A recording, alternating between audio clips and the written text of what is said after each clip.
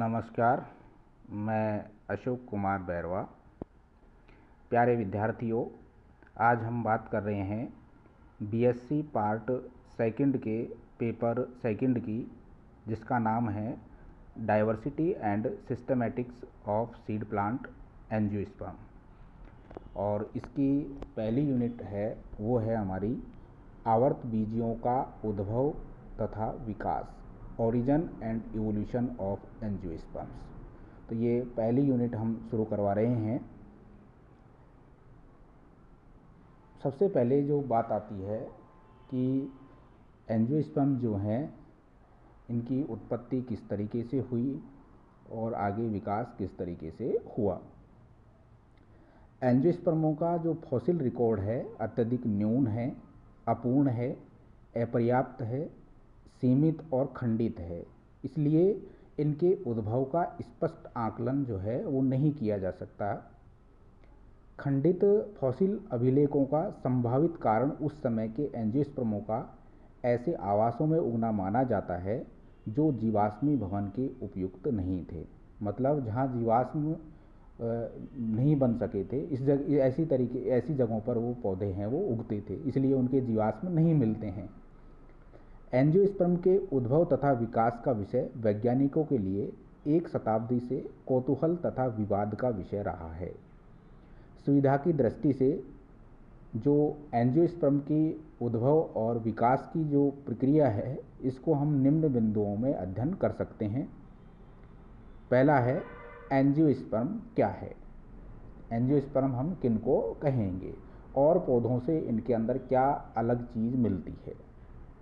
एंजियोस्पर्मों के उद्भव का समय, इनकी उत्पत्ति कब हुई। नंबर 3, एंजियोस्पर्म के उद्भव का स्थान, किस स्थान से इनकी उत्पत्ति मानी जाती है। एंजियोस्पर्मों का उद्भव जो है आकस्मिक उद्भव क्यों है। 5वां पॉइंट है एंजियोस्पर्मों का जीवाश्म अभिलेख। 6ठा पॉइंट है एंजियोस्पर्मों के संभावित पूर्वज। 7वां पॉइंट है एंजियोस्पर्मों का उद्भव। 8वां पॉइंट है आदिम यानी प्रिमिटिव एंजियोस्पर्मों का स्वभाव। और 9वां पॉइंट है आदिम जीवित एंजियोस्पर्म के उदाहरण। 10वां पॉइंट आता है द्विबीजपत्रियों व एक बीजपत्रियों का उद्भव। और 11वां पॉइंट है वर्तमान एंजियोस्पर्मों के भीतर विकास प्रक्रम। तो ये जो अध्याय है इसका हम अध्ययन करेंगे वो इन 11 बिंदुओं के अंदर करेंगे। इसमें सबसे पहला पॉइंट आता है एंजियोस्पर्म का। एंजियोस्पर्म क्या है, व्हाट आर एंजियोस्पर्म, यानी एंजियोस्पर्म पौधे हम किनको कहते हैं और इनके अंदर ऐसे क्या विशेष लक्षण हैं अन्य दूसरे पौधों से। आपको पता है कि पौधों को अगर मोटे तौर पर हम वर्गीकरण देखें तो पौधों का एक वर्ग थैलोफाइटा आता है, जिसमें कवक और शैवाल को रखा गया है। उसके बाद में ब्रायोफाइटा, टेरिडोफाइटा, जिम्नोस्पर्म और एंजियोस्पर्म। इस तरीके से हम इनको एक क्रम में रख सकते हैं। जिम्नोस्पर्म और एंजियोस्पर्म जो हैं ये बीजी पादप हैं, इनके अंदर बीज बनते हैं। जिम्नोस्पर्म के अंदर जो बीज बनते हैं वो नग्न होते हैं और एंजियोस्पर्म में जो बीज बनते हैं वो अंडाशय से ढके हुए होते हैं या फल से ढके हुए होते हैं। एंजियोस्पर्म या आवर्तबीजी पादप बीजी पादपों का एक विशिष्ट समूह है जिसमें कुछ ऐसे अद्वितीय लक्षण पाए जाते हैं जो किसी भी अन्य पादप वर्गों में नहीं पाए जाते। तो वे विशिष्ट लक्षण जो इनको अन्य पादपों से अलग करते हैं वो कौन कौन से हैं। बीजांडों का अंडकों से परिबद्ध होना, यानी बीजांड हैं जो आगे करके बीज में परिवर्तित होते हैं वो अंडकों से परिबद्ध होते हैं। पराग कणों का बीजांड से दूर वर्तिकाग्र पर अंकुरित होना। दोहरा निषेचन का घटित होना, डबल फर्टिलाइजेशन है वो इनका मुख्य लक्षण है। अत्यंत हासित नर तथा मादा युग्मकोद्भिदों का पाया जाना और फ्लोएम में सहकोशिकाएं या कॉम्पेनियन सेल्स की उपस्थित होना। केवल एंजियोस्पर्म के जो फ्लोएम है उसके अंदर सहचर कोशिकाएं या कॉम्पेनियन सेल्स हैं वो पाई जाती हैं, और जो पौधे हैं उनके अंदर नहीं पाई जाती हैं।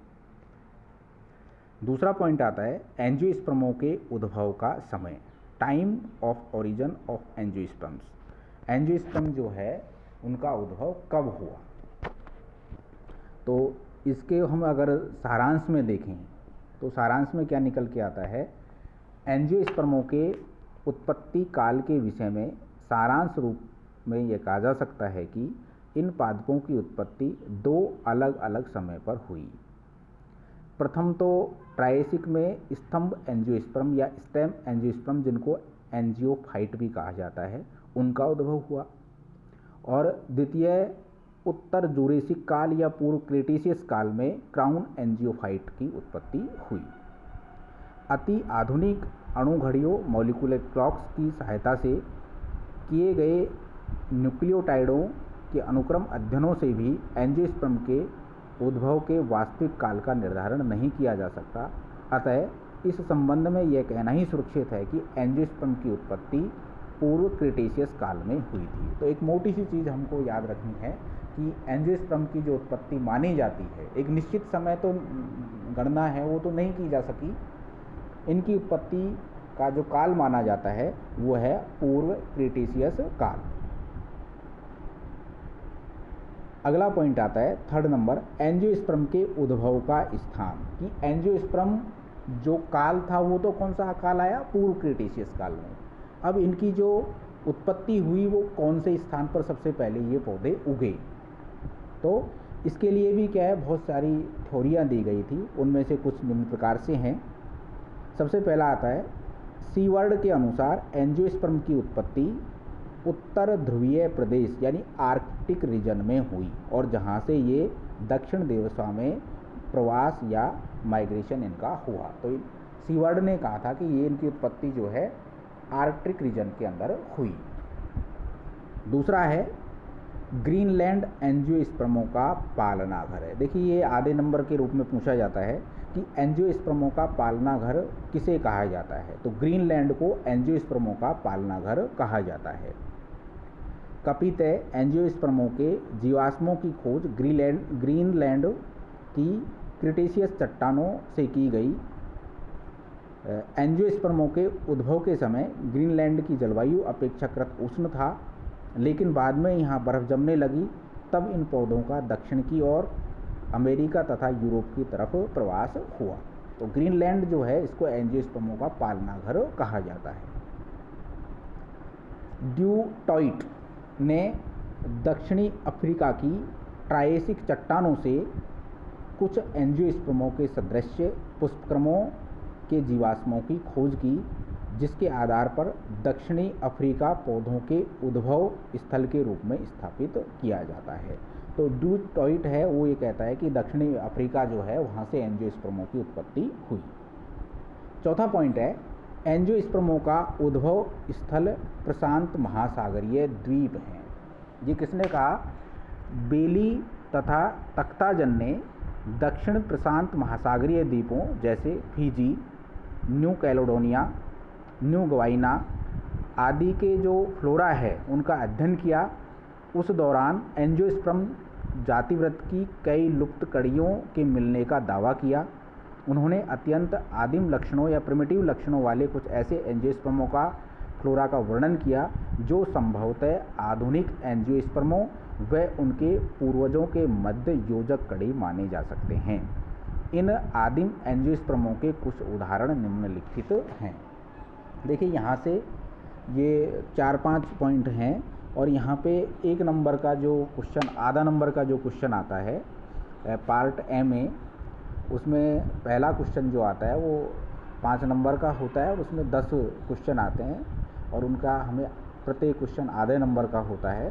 तो आधे नंबर के हिसाब से यहाँ से कई बार क्वेश्चन है वो पूछे जाते हैं।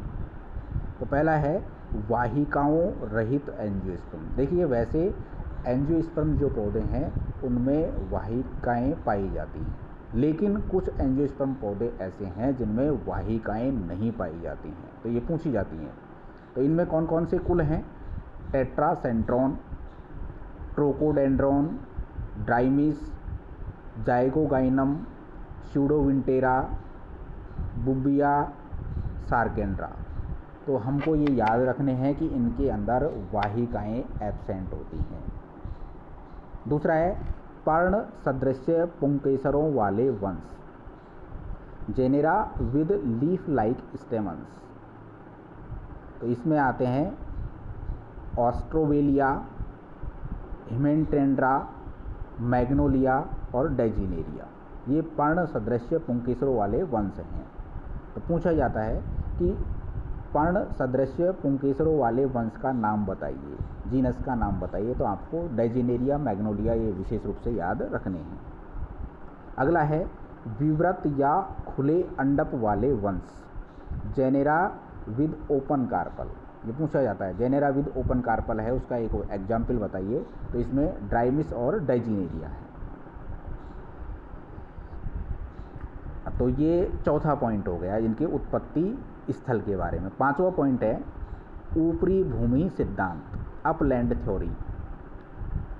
एक्सेलरोड ने सुझाव दिया कि एंजियोस्पर्मों का उद्भव मृदु उच्च भूमि पर निम्न अक्षांश पर हुआ है। स्मिथ के अनुसार इन पौधों की उत्पत्ति मलेशिया के समीप उस समय हुई थी जबकि गोंडवाना तथा लॉरेशिया प्रारंभिक विखंडन की स्थिति में थे। स्टेबिन्स ने बताया कि एंजियोस्पर्म की उत्पत्ति खुले आवासों में सूखे व अकाल वाले क्षेत्रों में हुई। तो ये स्टेबिन्स का मत है। अगला है तख्ताजन ने अपने पूर्व के विचारों के बाद पुनः स्थापित किया कि एंजियोस्पर्मों का उद्भव चिरडम्बीय या नियोटिनस है जो जलवायुवीय प्रतिबल की परिस्थितियों में पर्वतीय क्षेत्रों में हुआ। और नवा पॉइंट आता है इसके अंदर निम्न भूमि सिद्धांत।